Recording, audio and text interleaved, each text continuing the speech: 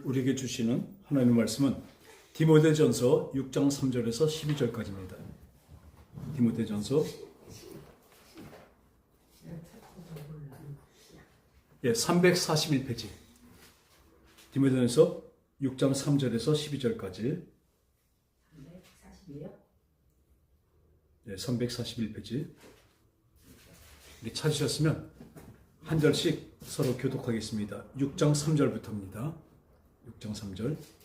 누구든지 다른 교훈을 하며 바른 말 곧 우리 주 예수 그리스도의 말씀과 경건에 관한 교훈을 따르지 아니하면 그는 교만하여 아무것도 알지 못하고 변론과 언행을 좋아하는 자니 이로써 투기와 분쟁과 비방과 악한 생각이 나며 마음이 부패해지고 진리를 잃어버려 경건을 이익의 방도로 생각하는 자들의 다툼이 일어나느니라.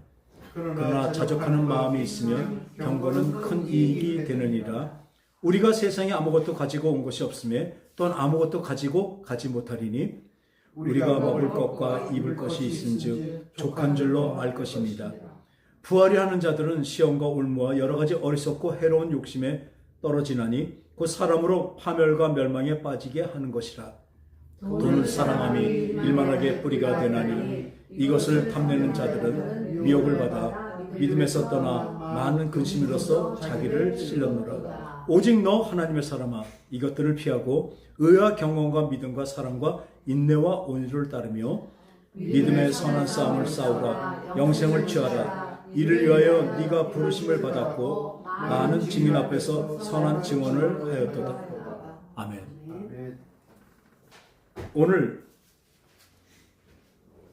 이 세상에 지금 다른 복음, 그러니까 바르지 않은 교훈을 말하는 시대가 됐습니다. 지금도 제가 늘 한탄하며 참 참담해하는 것이 무엇이냐면 예수 믿는다는 이 교회들이 아주 편하고 또 얇은 복음을 전하고 있습니다. 우리 성경 안에서 어느 것 하나 구원은 쉽다고 얘기한 적이 없습니다. 주시는 것은 그분이 주시는 그 부분입니다. 그 부분은 하나님 주신 부분은 우리가 감히 할 수도 없고 상상도 할 수 없는 그 일을 하나님은 하시고 열어놓으셨습니다. 그 구원의 길을 열어놓으셨는데 우리는 그 길을 어떻게 들어갑니까? 순종하면서 들어가는 것입니다. 근데 많은 교회들이 한 번 구원이면 영원한 구원이라고 내가 구원을 받았으니까 내가 예수를 믿어서 구원을 받았으니까 이 구원은 흔들리지 않는다는 아주 마귀가 준 착각이고 아주 좋은 말로 하면 기복신앙이고 나쁘게 말하면 기복미신입니다. 이 세상 사람들도 그렇게 얘기하는데 세상 사람들도 원인이 있으면 결과가 있다고 그렇게 얘기하는데 이 예수 믿는 사람들 와갖고 아주 공짜로 그냥 그저 구원을 얻으려고 하고 있습니다. 대가가 있어야 된다는 것이 아닙니다. 그분이 우리를 위해서 열어놓으시고 은혜로 열어놓으신 구원의 문은 우리는 할 수 없는 것입니다. 사람이 할 수 없을 때 하나님 하신 것입니다. 우리 죄를 용서하시기 위해서 예수 그리스도가 오셔서 십자가 달려 돌아가시고 그 피를 믿는 자마다 뭐가 돼요? 죄가 사해지게 되는 것입니다. 그 믿는다는 것을 그 첫 번째 믿음을 보면 믿음에서 믿음으로 그 구원의 표들려서 내가 다름질 친다고 했거든요. 우리는 달려가야 됩니다. 근데 다름질 치는데 달려가야 되는데 경주를 해야 되는데 믿음의 경주를 하는데 그것을 말하는 것이 아니라 아주 편하게 니는 쉬어도 된다고 그렇게 얘기합니다. 하나님이 다 해주죠. 그럼 하나님의 뜻을 안다면 그렇지 않습니다. 하나님은 뭘 하세요? 우리를 만드셨고 우리가 하나님같이 똑같이 되려면 어떻게 돼요? 죄와 선과 악을 알 수 있어야 되는 것입니다. 그냥 선만 알고 있으면요 이 선이 될 수가 없습니다. 악이 있어야 선이 있는 것이죠. 그러니까 하나님은 우리를 사람을 만들어 놓으시고 그 에덴 동산에 뭘 만드셨어요? 선악과를 만드셨습니다. 이 선악과를 만들어 놓으시고 이 선악과를 따먹지 말라고 하셨습니다. 하나님이 따먹을 거 안 할 거 알으셨습니까? 모르셨습니까? 다 아셔요. 아시면 그 알면서도 그럼 괜히 말을 하셨냐? 그게 아닙니다. 죄는요, 선악과 그걸 그 자체를 따서 먹은 것이 죄가 아닙니다. 따먹지 말라는 하나님의 말씀을 어긴 것이 죄입니다. 할렐루야. 잘 알으세요. 하나님이 병 주고 약 주시는 게 아니라 선악과를 만드신 것은 따먹으라고 주셨지만, 근데 따먹으라고 주시면서 하나님이 거짓말 하세요? 따먹지 말라. 그게 아닙니다. 죄가 뭔지를 알게 하기 위해서 선악과를 만들어 주시고 그 말씀을 하신 것입니다. 너 이 동산에 있는 모든 것들은 다 먹을 수 있는데 저 선악과만을 먹지 마라. 먹으면 정령 죽으리라. 근데 따먹었는데 죽었어요? 안 죽었어요? 안 죽었죠. 뭐가 죽었어요? 영이 죽었습니다. 어저께 우리 딸네 가서 잠시 그 신방 예배를 드렸습니다. 드리는데 우리 6살 된 우리 막내 깜찍한 애 있죠. 걔 갑자기 할아버지 그 사람은 흙으로 만들었다면서요. 왜 흙으로 만들었어요? 그랬더니 지금 초등학교 3학년 된 그 언니가 그러죠. 그때 흙밖에 없었어. 맞는 말이에요. 그러면 그 6살 된 애가 그래요. 그러면 깨끗한 흙이겠네요? 그래, 맞아. 깨끗한 흙이야. 이 창세기에 보면요. 5일째 되는 날 천지를 다 만드시고 맨 마지막에 사람을 만드실 때 어떻게 했어요? 흙으로 사람을 만드시고 그 다음에 어때요? 그 코에 생기를 불어넣으니 사람이 생명이 된지라. 할렐루야. 네. 사람은 구조가 영혼육으로 되어 있습니다. 육체는 보는 이게 육체죠. 바디. 그리고 혼은 뭡니까? 혼, 내 인격, 마인드. 바로 이것입니다. 그러니까 내 혼은 내 생각과 마음, 또 의지까지 말합니다. 내 인격입니다. 이게 혼입니다. 그럼 영은 뭘까요?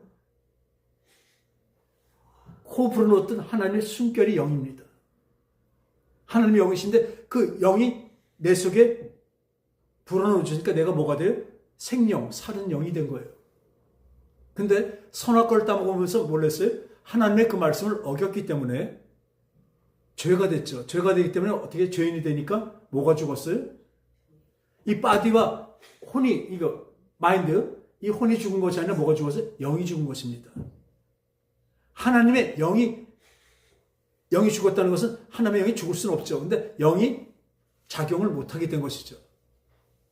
그 영은 또 영원한 것입니다. 그 생명은요, 영원한 생명이에요. 그러니까 어떻게 보면 아주 거대한 배와 같은 것입니다. 영원히 가는. 그 속에 내가 있고 내 바디가 거기 있는 거고 그 겉에 이름이 써져 있죠. 안정미 호, 그죠? 뭐 메이플라워 호, 이렇게 쓴 것 같이 그 이름, 내 인격이 거기 있는 것입니다. 그러니까 영이라는 것은 거대한 생명으로 가는 숨결입니다. 하나님의 숨결입니다. 그럼 우리가 이 영은 혼으로 영혼 같이 얘기하는데 같이 연결되어 있죠. 그러니까 이 혼이 이 영에 대해서는 알 수가 없습니다. 왜? 하나님의 숨결이니까. 영원한 숨결이니까. 그런데 우리 진짜 영적으로 우리가 이렇게 뭘까? 하나님을 믿고 따라가다 보면 그거에 대한 어떤 감각이 있게 됩니다. 그게 뭔지 아세요? 그게 믿음입니다. 영혼을 사모하는 마음이 생기는 것입니다. 그게 믿음입니다. 우리가 왜 영혼을 사모해요? 죽기 때문에. 우리 인간은 다 죽기 때문에 영혼을 오래 살고 싶어요. 진시황이요. 뭘 찾아다녔죠? 불로초를 찾아다녔습니다. 안 죽으려고. 늙지 않는 거를.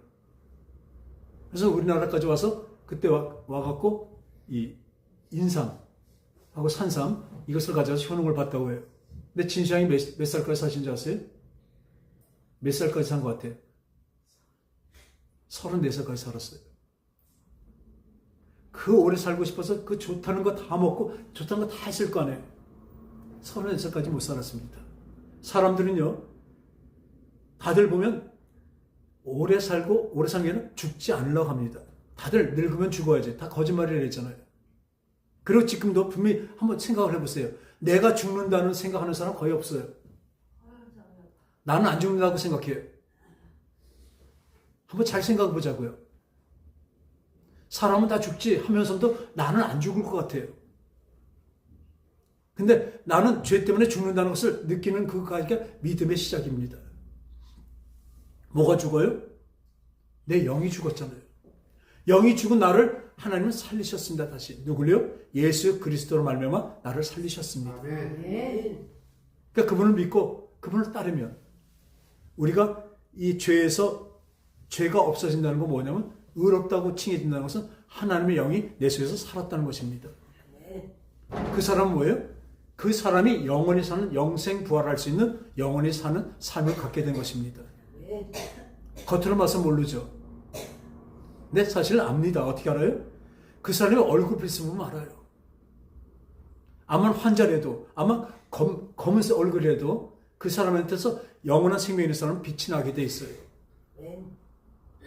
그렇지 않은 사람은 암만 이쁘고 깨끗하고 하얗더라도 이렇게 뭐랄까 빛이 안 나요. 반사가 안 돼요. 물론 이거는 꼭 육적으로 겉으로 보는 거지만 그렇게도 나타나긴 합니다. 근데 뭘로 나타나는지 아세요?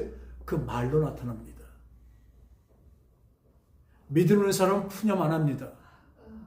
여러분들이 한숨을 많이 쉬는데 한숨을 하루에 3번 쉬면요. 예적에 그 한방에서 얘기하는 게 몸에 진기가 있는데 그 기운이 60%가 빠져버려요. 근데 우리는 얼마나 한숨 많이 쉽니까? 불평할 때마다 내 마음이 무너집니다. 그래서 저는 그런 말을 못하게 합니다. 그래서 우리 사람 만났을 때 인사치료, 얼굴이 왜 이렇게 안 좋지? 인사 안 해요. 그 사람 죽이는 거예요.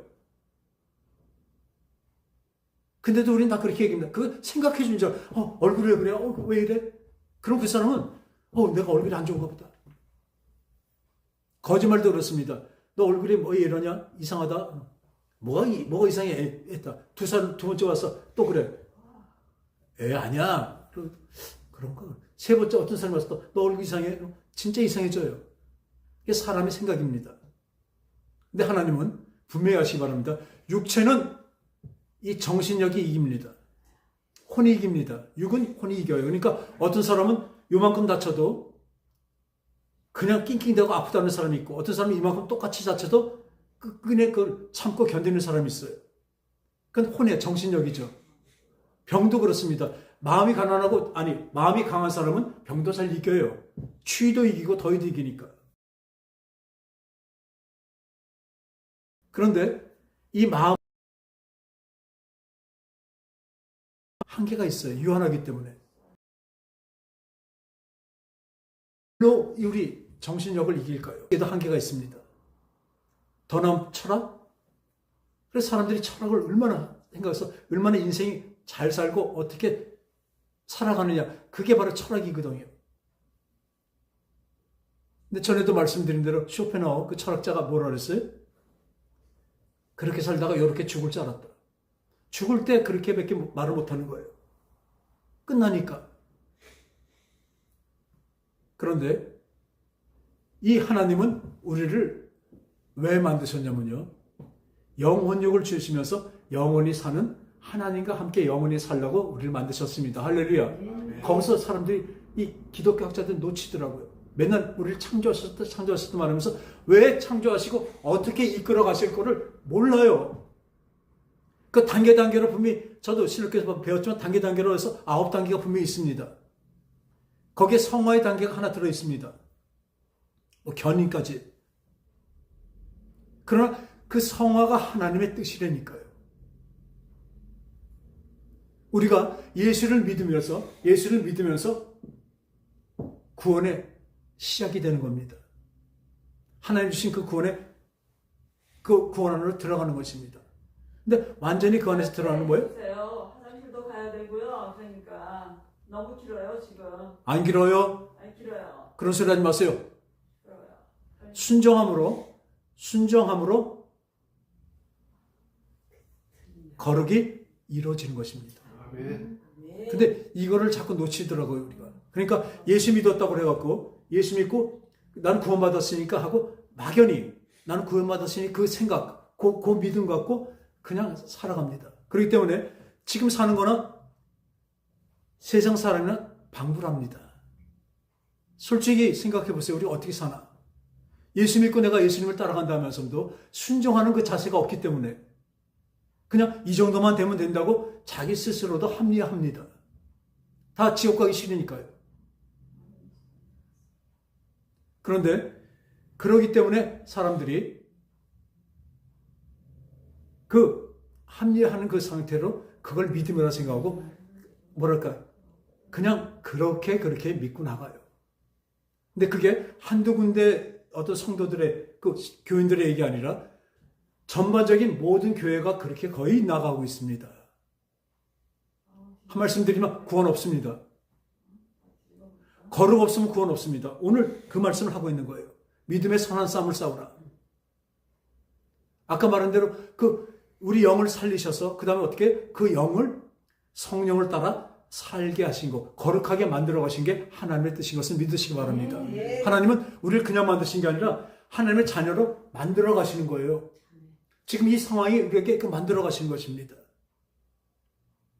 그러니까 지금 믿음의 선한 싸움을 싸우라. 믿음의 선한 싸움은요, 싸워야 됩니다. 그러니까 이긴 싸움입니다. 할렐루야. 우리 마귀는 하나님이 여기다 잡아놓으신 거예요. 마지막 때 이 지옥으로 누실 거예요. 근데 믿지 않는 자들이 그 마귀를 따라서 지옥으로 갈 뿐이죠.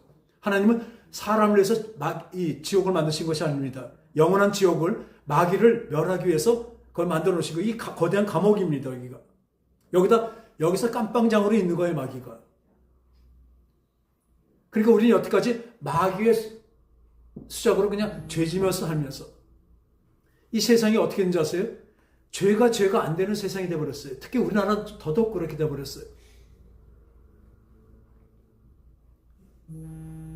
이 위정자라는 사람들이 죄를 많이 짓고 있는데도 그냥 득세를 하다 보니까 우리도 모르게 그래도 되나 보다가 우리 속에 전체적으로 마음에 깔려 있는 거예요. 도덕적으로 다 떨어져 버렸습니다. 도덕적으로 잘못되고 그러는 사람들이 예전에는 도덕적으로 잘된 사람들을 우리 존경하고 그 사람을 바랬지만 지금은 우리나라 자체가 전 세계가 그렇습니다. 도덕은 그냥 개나 줘버리래요. 그냥 세력만 잡으면 됩니다. 이게 왜 그런지 아세요? 죄악된 세상이기 때문에 그렇습니다. 마귀 세상이기 때문에 그렇습니다. 그러나 그 안에서 하나님은 이것들을 통해서 우리를 거룩한 자로 우리를 만들어 가고 계신 것입니다. 이 마귀가 우리한테 가하는 것들, 이거는 우리를 죽으라 하는 어떤 환난과 고난과 어떤 핍박이 오지만 그거는요, 우리를 죽으라고 하나님이 허용하신 것이 아니라 우리를 만들고 우리를 훈련시키는 하나님의 손길이라는 것을 분명히 믿으시기 바랍니다. 우리 안정희 성도님 어려움이 많았어요. 그죠? 우리도 다 마찬가지로 세상 사는 게 참 힘들었어요. 그래도 꿋꿋이 일어나서 지금 이렇게 열심히 살고 계신데, 근데 그것만이 아닙니다. 그건 한계가 있어요. 이제 나중에 보세요. 나를 하나님의 진짜 자녀로 거룩하게 만들기 위해서 하나님이 이렇게 나에게 하셨구나. 나에게 병까지 주신 거 고마울 수는 없죠. 그러나 알면, 이것을 진짜 믿는다면 주신 것까지 감사할 수 있습니다. 진짜 하나님의 자녀가 되면. 지금 자녀가 돼가고 있는데, 됐지만 자녀로 자라나가고 있는 이 과정이 꼭 필요합니다. 구원에 들어가는, 하나님 만드신 그 구원에 들어가는 믿음도 필요하지만 더 중요한 것은 그 믿음 안에서 하나님의 말씀대로 순종하며 하나님 같이, 예수님 같이 닮아가는 것, 예수님을 따라 사는 것. 그래서 성경에 보니까 우리가 예수 믿는 것이, 제가 늘 그러잖아요. 예수 믿으면 더 힘들어지신다고. 우리 교회에서는 예수 믿으면, 예전에는 그랬어요. 부흥회 같은 거 돈도 잘 벌고 병도 다 고쳐지고 만사 형통하게 된다고 그랬습니다. 성경에 만사 형통 없습니다. 형통이라는 게 많이 나오는데 그거 한번 볼까요? 창세기에 보면요. 보지 마세요. 거기는 빨리 화장실 가야 돼요. 가요. 화장실. 가라고요. 가시라고. 방해하지 말고.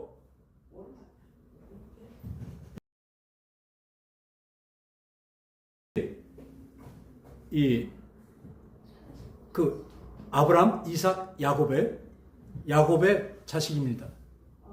자식인데 그 제일 사랑하는 라헬이라는 그 여인에게서 난 게 바로 저 요셉이에요. 그러니까 요셉이 얼마나 이쁘겠습니까?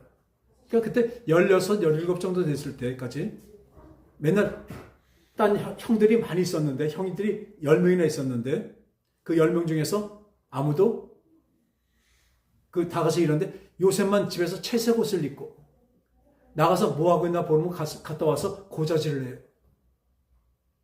그러니까 아주 그런 애였었어요. 아주 애지중지하지만 나가서 형들 잘못한 거 와서 아버지한테 얘기도 하고. 그런데 꿈을 꿨어요. 하나님이 요셉에게 꿈을 꾸게 했습니다. 형들 집단 같은 벼 집단을 이렇게 세워놓잖아요. 그 10개의 집단이 자기 집단에다 절을 하는 거예요. 그 꿈을 꿨습니다. 근데 그 꿈을 또 얘기를 해요. 얼마나 미워했어. 네가 우리 왕초가 되려냐? 네가 우리 우두머리냐? 근데 그 다음엔 또 하늘의 별과 달이, 아니 하늘의 해와 달이 자기한테 이렇게 절하는 것 같은 거예요. 그러니까 부모잖아요, 그까지. 그걸 또 가서 얘기를 해요. 그랬더니 다들 그냥 분을 품는 거예요. 근데 거기서 보니까 야곱은 깊이 생각했더라. 깊이 간직했다고 합니다. 그 생각. 근데 요셉은요, 왜 그렇게 얘기해요? 얘기하면 그들이 나를 미워할 거라는 거 생각 못 했을까요? 아닙니다. 하나님의 꿈을 선포한 것 뿐입니다. 내가 어떤 일을 당하더라도 그 선포한 겁니다. 물론 그 선포 때문에 어떻게 해요? 시기를 당해서 형들 가서 보고 와라 했더니 갔다가 형들이 죽이려고 하다 아예 죽일 수는 없으니까 팔아버립니다. 그때 큰 나라, 애굽이라는 큰 나라에 그 팔려가서 그 보디발이라는 그 애굽의 그 경호대장이죠, 지금 말하면. 그 경호대장의 그 집에 죄수를 팔려갑니다. 근데 거기서 나와요, 형통이. 거기 팔려가서 얼마나 기가 막히겠습니까? 그 부잣집에 그 아주 애지중지하는 그 11번째 아들로. 그때 막내였었죠. 거의 막내 아들로 아주 그렇게 애지중지 살다가 갑자기 노예로, 그 먼 나라, 딴 나라 노예로 팔렸으니 얼마나 처참합니까? 그런데요, 거기서 하나님 뭐라 하신 자의 여호와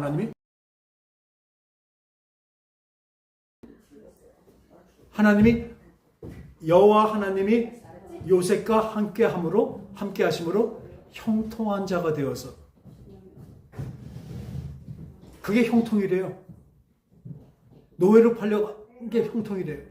그러므로 뭐가 되냐면, 그게 되니까 요셉이 그 안에서도 충성합니다. 하나님의 영이 임했다고 그 주인이 얘기할 정도로 아주 총명하게 일을 잘해요. 그러니까 전체 그 집에 총무가 되어버린 거예요. 가정 총무가. 그러니까 주인이 이렇게 이야기죠. 내 부인 외에는 다 네 거다. 네가 다 맡아서 해라. 그게 형통한 자가 됐기 때문에 그렇습니다. 비참했지만. 그러다 어떻게 돼요? 보디발 장군의 그 아내가, 보디발 장군 아내가 이 요셉을 보고 자꾸 꼬십니다. 자꾸 동침하자고 그럽니다. 근데 한두 번도 안 해요. 저는 거기서 이 사람이 왜 그랬을까? 그때 한 20대였었는데 20대 청춘이 그 여자가 막 덤비는데도 그것을 어떻게 이겼을까요? 하루는 아무도 없었어요. 집에 둘밖에 없었어요. 그러니까 오늘 아무도 없으니까 나랑 동침하자. 요셉이 얘기합니다. 우리 주인이 당신만 빼고 나한테 다 맡겼는데 당신은 그럴 수 없습니다. 내가 여호와 하나님 앞에서, 아시겠습니까? 이 사람은 요셉은 어떻게 생각해요? 늘 내가 하나님 앞에 있다고 생각해요. 우리도요. 제가 늘 말씀드립니다. 저도 마찬가지지만 내가 주님이 나와 함께 계신다는 것을 깨닫고 안다면 두 가지를 안 합니다. 하나 뭐예요? 걱정 의심 안 하죠. 그죠? 하나님 내 앞에 계신데 내가 왜 걱정 의심합니까? 두 번째는 또 뭐예요? 죄를 안 짓습니다. 하나님이 앞에 있는데 어떻게 죄를 짓습니까? 그래서 하나님이 나와 함께 하신다는 것은 대단한 것입니다. 그 믿음이 있기 때문에 그 잠깐 유혹이에요. 아무도 안 봅니다. 그때 요셉은 거기서 그렇게 얘기합니다. 당신이랑 동침할 수 없습니다. 그리고 내 여호와 하나님 앞에서 나는 죄를 질 수가 없다고 말합니다. 할렐루야. 이 사람은요. 아브라함, 이삭, 야곱의 그 아버지한테서 계속 여호와 하나님께 들었습니다. 거기다 꿈까지 꿨습니다. 자기를 제일 높여주신다는 꿈까지 꿨어요. 그 꿈 때문에 팔려간 거 아니에요. 질투로, 그죠? 그러니까 이것까지도 하나님 하신다는 걸 알고 거기 들어갔는데, 이제는 노예로 팔려갔다도 거기서 좀 인정받아서 살만한데, 그 부인 때문에. 그래갖고 나오는데, 하도 나오니까 쫓아나오니까 옷을 잡으니까 옷까지 찢어지면서 도망 나왔어요. 그랬더니 이 여자가 이제 그때서 막 소리 지르면서, 이거 봐라, 이 옷 임자가 나를 겁탈을 내다가 내가 소리 지르니까 도망갔다. 얼마나 저 억울합니까? 우리가 보면요, 세상 살면서 제일 힘든 게 뭐냐면 억울한 겁니다. 내가 죄를 안 졌는데 죄를 졌다는 것. 근데도 그걸 참습니다. 어떻게 참아요? 아까 말대로 그 꿈을 받은 걸 잊고 늘 하나님이 내 앞에 계시다는 것을 알기 때문에 그렇습니다. 그게 믿음입니다. 그러니까 거기서 어떻게 돼요? 거기 또 감옥에 갇혀버려요. 얼마나 그 보디발 장군이 화가 났습니까? 근데 한 번도 거기서 변명했다든지 뭐가 했다든지 항변했다. 우리 같으면 진짜 막 울면서 얘기했을 것 같아요. 나 아니라고. 하나도 안 했어요. 왜요? 아까 말대로 여호와 하나님이 나와 함께 계시면 뭐라고요? 첫째, 죄를 안 짓죠. 앞에 계시니까. 두 번째는 든든합니다. 걱정 의심 안 합니다. 걱정 의심이 오지만 안 합니다. 안 하게 돼요. 왜? 하나님이 계시니까. 여호와 하나님께서 함께 하심으로 깜빵에 들어갔는데도 뭐래요? 여호와 하나님께서 함께 하심으로 요셉을 형통하게 하셨어요. 거기서 형통이 나와요.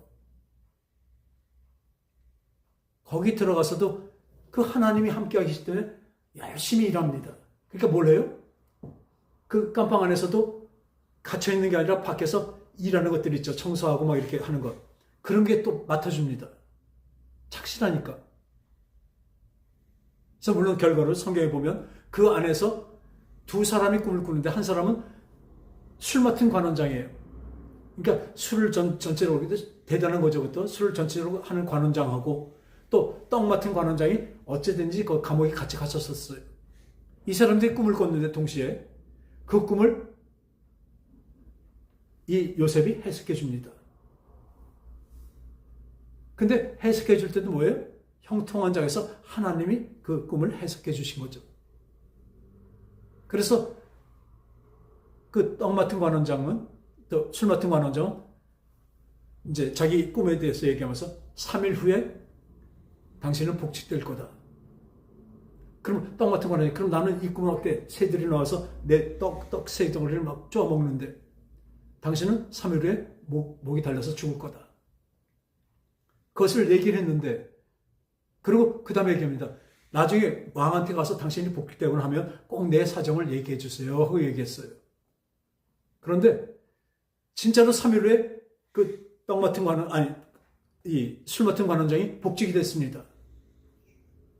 그리고 떡 맡은 관원장은 진짜 죽어버렸어요. 사형당했어요.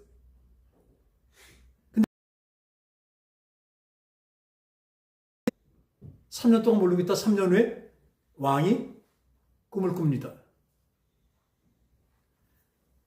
소가, 아주 풍성한 소가 있는데 그냥 7마리 와서 막 잘 먹고 얼마나 튼튼한지 좋아요. 근데 조금 있다 아주 비리비리하고 파리한 소들이 7마리가 나오더니, 검은 소들이 나오더니 그 소들을 다 잡아먹는 거예요. 그 꿈을 꾸니까 참 그래. 이 꿈을 해보자. 그때는요, 꿈을 해석하는 게 참 점치는 게 많았거든요. 별 보고도 점치고. 그런데 점치는 사람들 다 불러서 이 꿈을 해석하는데 아무도 해석 못 합니다. 그러니까 그때서야 이 왕의 그걸 듣고 술 맡은 관원장이 그때서 얘기하는 거예요. 아, 참. 히브리 청년이 하나 있는데 제가 저 감옥에 갔었을 때 벌써 3년이 지났네요. 그때 제 꿈을 해석해 준 게 바로 그 청년입니다. 근데 데려와라. 그때서 나옵니다. 와갖고 얘기합니다. 이 꿈 해석은 제가 하는 것이 아니라 우리 여호와 하나님께서 다 해석하고 가르쳐 주십니다고 얘기합니다. 그 전에도 보디발 장군이 그랬었어요. 걔가 하나님이 함께 하심으로 형통한 자가 된 걸 보았다고 했거든요. 나와서 얘기합니다. 그러면서 얘기합니다. 폐야, 이 튼튼하고 아주 풍성한 든든한 손은 풍년을 얘기합니다. 지금부터 어떤 때도 없었던 7년 풍년이 올 것입니다. 그리고 그 뒤에 따라 나와서 아주 비리비하고 아주 빼짝 마른 소들이 나와서 풍성한 소들을 잡아먹었다 그랬잖아요. 그러니까 그 소는 진짜 여태까지 없었던 흉년이 날 것입니다. 7년이. 그러니까 이 7년 앞의 풍년을 잘 대비해서 이 흉년을 잘 견딜 수 있어야 됩니다. 그랬더니 그 소리를 듣고 난 다음에 과연 이런 걸 잘할 사람이 누군가? 널 보니까 니네 하나님이 너와 함께하고 네 영이 하나님의 영이 너와 함께하는 걸 본다. 왕이 보여요. 그래서 너를 뭘로 삼아요? 총리 대신을 삼습니다. 왕 바로 밑에예요. 2인자입니다. 다 맡깁니다. 그러니까 요셉은 하나님이 주신 그 지혜로 7년 동안을 완전히 풍년으로 다 곳간에 다 쌓고 다 하고 잘 해놨고 나머지 7년을 잘 대비합니다. 그리고 그때 흉년이 되니까 형들이 곡식이 없으니까 애굽에 있다니까 그걸 사러 돈 갖고 다 형제들이 왔죠. 물론 그거한테 여러 가지 일로 하다가 나중에 이제 아버지까지 불러오게 됩니다. 근데 그때 요셉이 얘기합니다.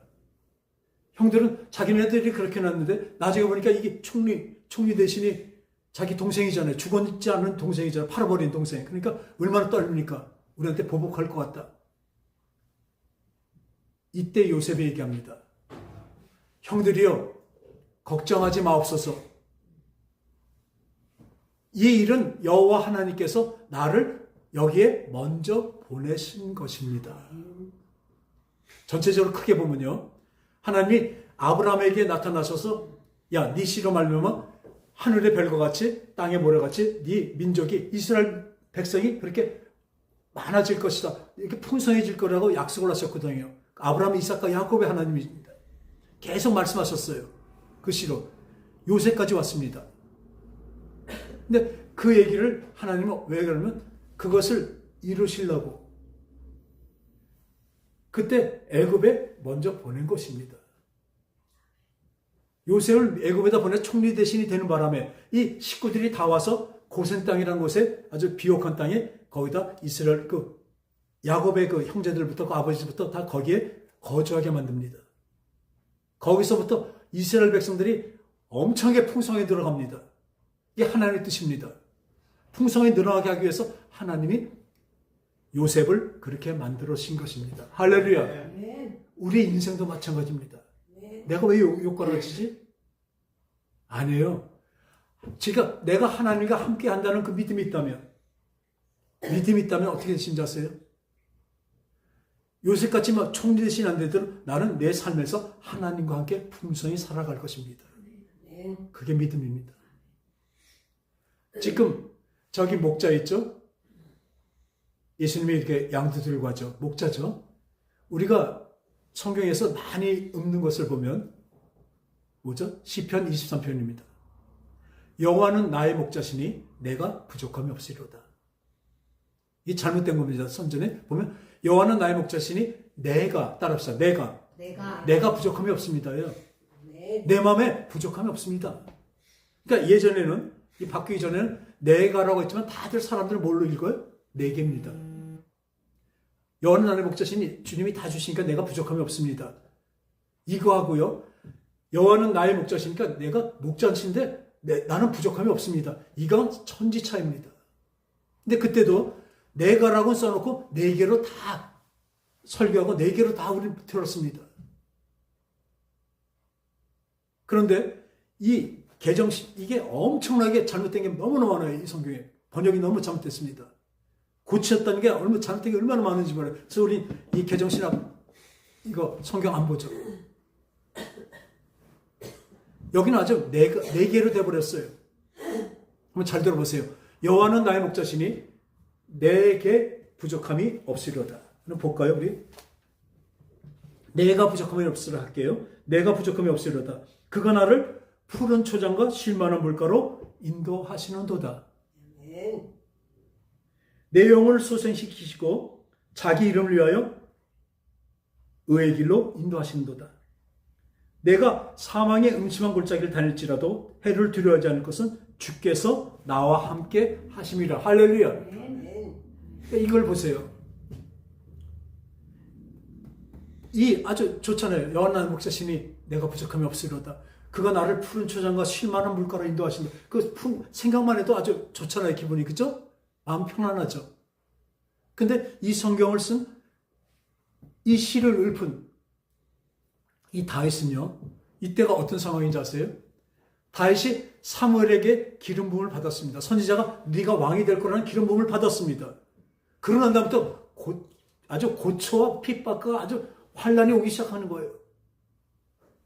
그 일대 사울왕이 사위인데 자기 사위를 죽이려고 막 맨날 죽이려고 아주 어떻게든지 죽이려고 합니다.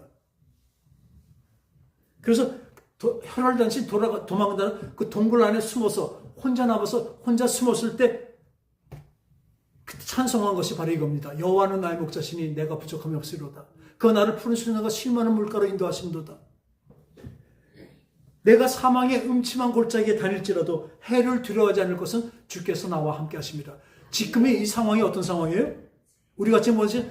아주 쉴만한 물가 푸른 초장이 아니라고요. 사망의 음침한 골짜기라고요. 지금 상황은. 그런데 이게 뭔지 아세요? 하나님이 사망의 음침한 골짜기를 나를 푸른 초장과 쉴만한 물가로 싹 바꿔주신다. 그건 기복신앙이에요. 예수 믿으면 잘 된다는 그런 얘기입니다. 근데 여기서는 그런 얘기를 하는 것이 아닙니다. 지금 현재는 사망과 음침한 골짜기입니다. 지금 상황은 아주 죽음을 피해서 쫓겨다니는 상황입니다. 혈안단신 혼자입니다. 그것도 아무것도 없는 그 동굴에서.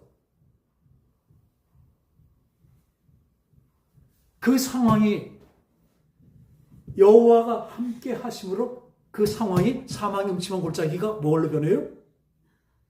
바뀌는 게 아니라 내 마음이 바뀌는 것입니다. 그래서 내가 부족함이 없으리로다요. 이게 믿음입니다. 이게 성별된 사람의 바로 행동이고 말입니다. 그래서 지금 내가 눈에 보이는 것이 잘못됐더라도 그거 갖고 불평 안 합니다. 저 절대로 얘기 안 합니다. 뻔히 이렇게 될 거 말하면서도 그걸 됐을 때는 말 안 합니다. 왜? 믿음의 말을 하려고 그래요. 여호와 함께 계시니 전 고쳐집니다. 지금 막 방에도 이상한 일들이 일어나도 저는 하나도 걱정 안 합니다. 왜요? 여호와 하나님 계시니까 고쳐질 것입니다.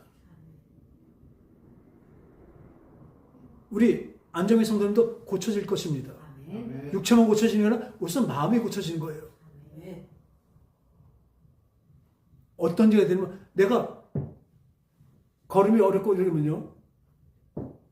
어떤 그 믿음 있는 사람이 생각합니다.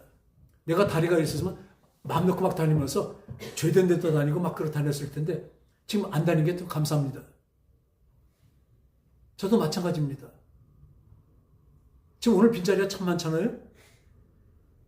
감사해요. 왜요? 저 교만하지 말라고. 저는요. 금방 우쭐대는 사람이 얼마나 교만한 사람인지 모릅니다. 하나님이 다 꺾어놓으셔요. 하여튼 그렇게 꺾어놓으실 수 없어요. 감사하죠. 눈에 보는 것이 사망의 음침한 골짜기를 아닙니다. 나는 형통한 자입니다. 따라합시다. 나는 형통한 자다. 나는 형통한 자다. 무엇을 해요? 세상 사람이 볼 때 네가 뭐 형통하냐 그럴 거예요. 우리 친구들이 만나면 그럽니다. 좀 잘 살아, 걔네들은. 넌 뭐 믿고 그렇게 맨날 큰 소리 치냐 그래.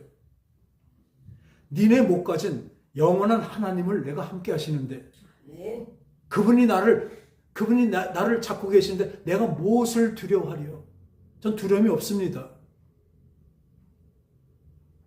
우리 가족들 그래. 천주교 그렇게 막 깐대. 까는 게 아니에요. 잘못된 거 얘기하는 것입니다. 지금 교회들, 큰 교회들 깐대요. 깐 거 아니래요. 얘기할 수밖에 잘못된 것을 얘기하는 것입니다. 그건 용기가 필요합니다. 지금 이게 교회가 다 없어져 줬습니다. 우리 하나님과 함께하면요, 그거 이상이 없습니다. 우리 교회 안에 예수님 안 계신 교회가 얼마나 많을까요? 아까 말한 대로 그 믿음 하나만 갖고 오직 믿음이라서 그것도 제대로 하지 못하면서 그런 교회에 예수님이 계실까요? 저는 딴 건 얘기 못해도요, 저와 함께 하시는 예수님이 이곳에 계시다는 것을 분명히 믿습니다. 그것이 여러분들과 함께 한다는 것을 분명히 믿습니다. 여호와는 나의 목자시니 내가 부족함이 없습니다. 지금 저 왜 이렇게 가난합니까? 한번 돈 좀 줘보세요. 하나님 맡겨 와서 잘 쓸 것 같아요. 그건 제 생각이고요. 아까 읽은 대로 돈을 사랑하면 일만하게 뿌리라고 했는데요. 여러분 한번 보세요. 돈 많으면요, 더 골치면 아파요. 돈이 없어도 힘들지만 돈 많은 사람들 그 가정이 행복한 거 보셨습니까? 돈이 많으면 많을수록 좋다고요? 안 해요. 돈을 사랑하면 일만하게 뿌리가 된다니까요. 오늘 드리고 싶은 마음이 이겁니다. 믿음의 선한 싸움은요, 돈을 사랑하는 것이 아니라 돈을 열심히 벌어야 됩니다. 아멘? 내가 열심히 노력하고, 아니 나쁜 거 말고 진짜로 정직하고 좋은 걸로 열심히 벌어야 되는 것은 하나님의 뜻입니다. 근데 돈을 사랑한다는 건 뭐예요? 돈이 목적이에요. 돈만 따라가는 것입니다. 그러니까 돈이 목적이 되니까 어떻게 해요? 그 과정은 무시가 돼요. 그러니까 투기, 사기, 그렇게 해서 돈을 벌어요. 근데 돈이 목적이 아니라 우리는 뭐가 목적이에요? 하나님이 목적이에요. 우리 하늘나라가 목적이에요. 여긴 잠시 있는 곳입니다. 그랬더니 하늘나라가 목적이기 때문에 우리는 뭘 합니까? 돈은 열심히 벌어서 하늘나라를 위해서 씁니다. 그렇다고 교회 돈 내라는 얘기 아닙니다. 본인이 하나님을 위해서 살아가는 그것에 잘 씁니다. 그러니까 낭비하지 않겠죠. 규모 있게 하나님의 것으로 규모 있게 살아가겠죠. 또 없으면 없는 대로 살아가겠죠. 아까 그 본문에 우리가 아무것도 가져오지 못했는데 갈 때도 가져가지 못하리라. 인생은 나그네 길이라고 하잖아요. 여기 인생은 나그네 길입니다. 그렇지만 우리는 본향이 있습니다. 원래 나왔던 고향이 있습니다. 할렐루야. 거기 어디예요? 하늘나라입니다. 고향이 어디예요? 고향이 하늘나라예요. 훈련받고 자라서 올라가는 것입니다. 아까 같이 이스라엘 백성을 애굽에 가서 총내신 말로 애굽의 그 문물로 다 받아들여서 거기서 풍성하게 애굽 백성이 늘어나는 것 같이 우리를 이 땅에 만들어놔서 우리를 그렇게 하나님이 거룩하게 우리를 자라나게 하신 것입니다. 아멘? 하나님의 뜻이에요. 계획이에요. 그러니까 우리 따라합시다.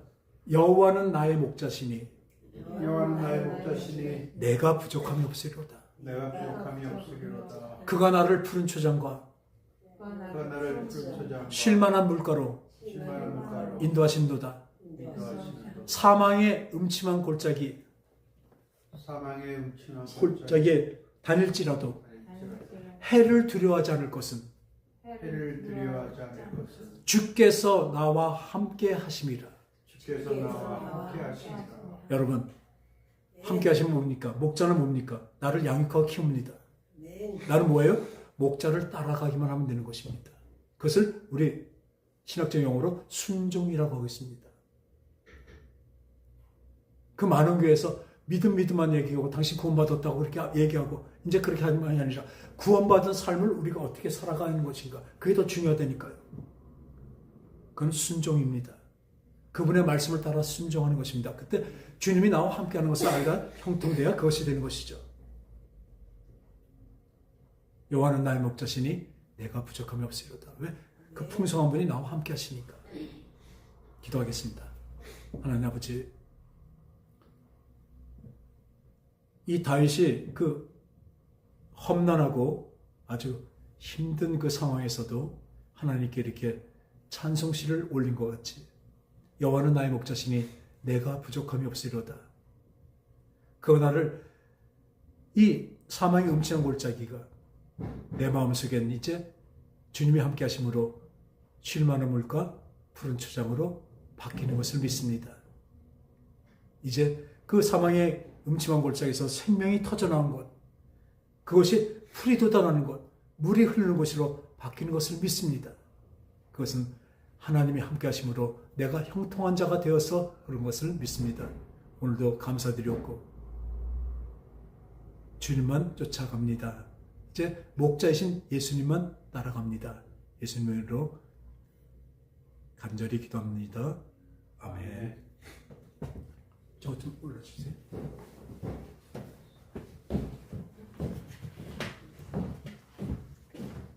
어떻게 꺼졌나 보죠?